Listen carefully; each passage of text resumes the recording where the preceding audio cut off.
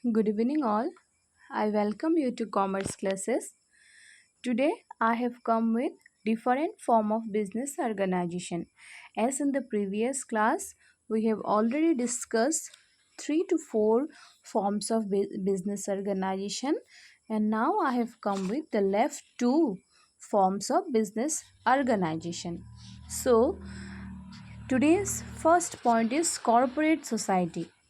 So, as the term corporate means working together for a common purpose. Suppose we can say like anyone who work together for some common purpose, uh, not in the motive to earn profit but for the welfare of the society. Such type of things we can say is corporate or corporate society. So, moving towards the point, the corporate society is a voluntary association of person who joined together with the motive of welfare of the members. So, who doesn't means who look for the profit of the members. They are driven by the need to protect their economic interests in the face of possible exploitations in the hand of middlemen. It means that these types of forms of organization is or we feel the need of such type of organization in order to protect their economic interests of the middlemen. So economic interest of the people who get exploited by the middlemen. The cooperative society is compulsorily registered under the Cooperative Society Act 1912. As in the other form of organization, there was no compulsion of registration, but cooperative society should be registered, and it is compulsory for a cooperative society to get registered. After getting its registration, what happens is that it get a legal entity, so it can be said that it has a separate legal entity. And the process of setting, in order to set up cooperative society, 10 people must be there. So here it is written, the process of setting up a cooperative society is very simple, and it is required the concept of at least 10 adult person to form such a society. So moving towards the feature, membership of the cooperative society is voluntary. It means any person can join, any of us can join or become a member of cooperative society, and any of one can leave the society. There is no need of maintaining status or no need of maintaining anything, qualification, experience, anything. Anyone who want to be a member can be a member. Number 2 is registration is compulsory. Yes, in the meaning we have already stated. Number 3 is liability of the member is limited here. Number 4, the power of debt decision and control lies in the hands of an elected managing director. As there are much people, 10 to 20 people, all member cannot take the decision. So we here will appoint a person who will look after the cooperative society, and all the decisions lies in his hand. And number 5th point is the main motive of such society is to help and is for mutual help and welfare of the members. Moving towards the merits, here the principle of one man and one vote is governed in this cooperative society, means one member and one vote. Liability of this member is limited because we contribute a limited amount of money or capital here. Number 3, if any member of the cooperative society dies, then the other member can continue such type of society. We do not need to stop the society. And to form a cooperative society, there must be a minimum of 10 members. It is very easy to form such cooperative society, and the provisions are lies in the Cooperative Society Act 1912.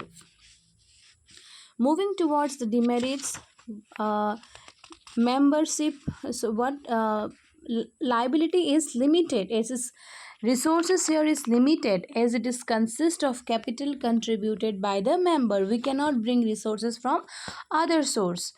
Number 2 is cooperative society cannot attract and employ expert. They cannot bring an expert employee for the society because they do not have much fund for for the person to pay him as a salary. Number 3 is if there are more members, then there may be a lack of secrecy. Means if 10 people are there and a new innovation is taking place, then what happens is that the words or the lines or any discussions among the people spread. We cannot keep them secret. And number 4 is, as more people are involved, fear of difference of opinions is also there. Means all the people do not have same type of opinion. Suppose Mr. A is saying some different thing, Mr. B is saying some different things. So such type of things may happen in cooperative society. Also there is various types of cooperative society. Types we have not discussed here, but just moving towards its name. Consumer cooperative society, producer cooperative society, marketing cooperative society, farmers cooperative society, credit cooperative society, etc.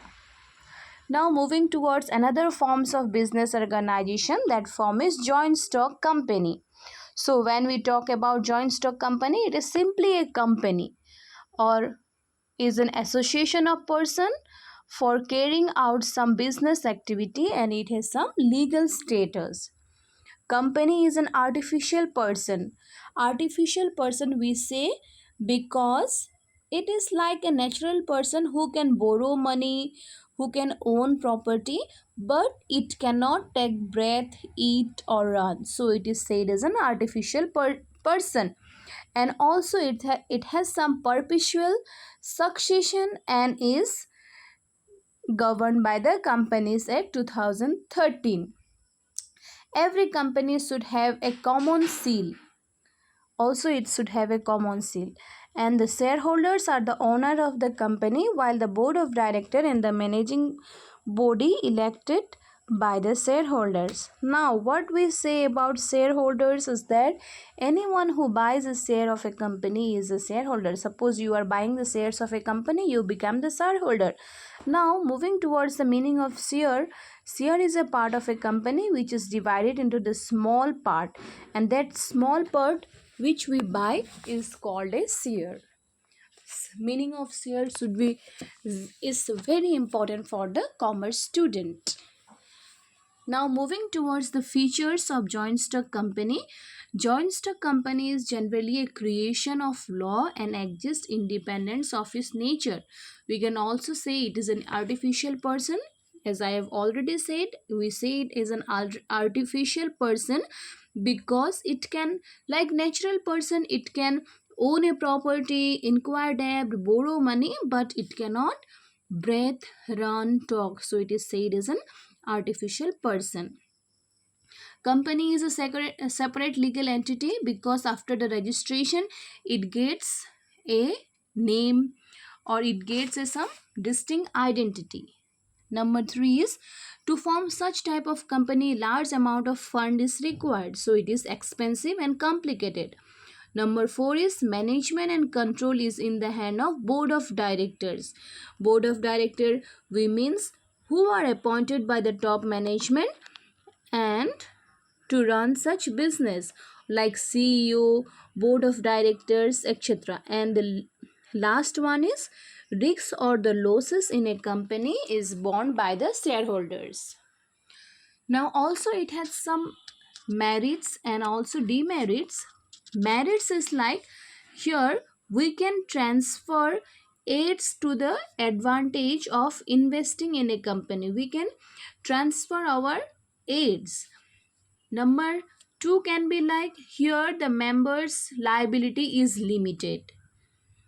Also talking towards the demerits or discussing about the demerits, so it is a large company. When we talk about joint stock company, it is a large stock company. It may be consisting or it may be a public company or a private company. So here many members are included here, so secrecy is one of the problems. So secrecy becomes the demerit here. and also lack of delay or lag in decision making. We cannot take fast decision here. So delay in decision making or lack in decision making can be another demerits. And conflict in interest, as we have already discussed uh, in the previous form of business organization, there may be delay in decisions as well as there may be conflict in interest, because some of the highly paid salarians or some of the top level executive may have different types of interest, or may say some different opinion, and the top and the lower may say some different opinions. So here we can say like there is a conflict in interest. So thank you, this much for today's class. Hope to see you in next class.